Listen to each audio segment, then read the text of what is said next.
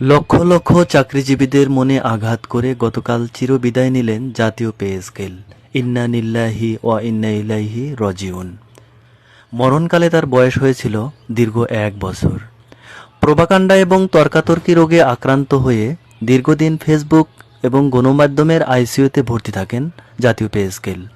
গতকাল এক প্রেস ব্রিফিংয়ে জ্বালানি উপদেষ্টার কোলে মাথা রেখে শেষ নিঃশ্বাস ত্যাগ করেন জাতীয় পে স্কেল।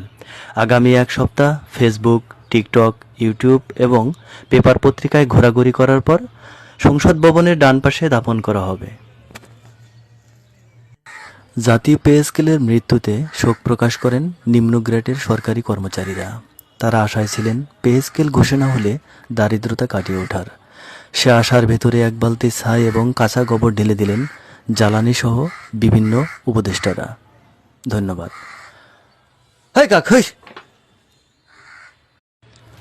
লক্ষ লক্ষ চাকরিজীবীদের মনে আঘাত করে গতকাল চিরবিদায় নিলেন জাতীয় পে স্কেল।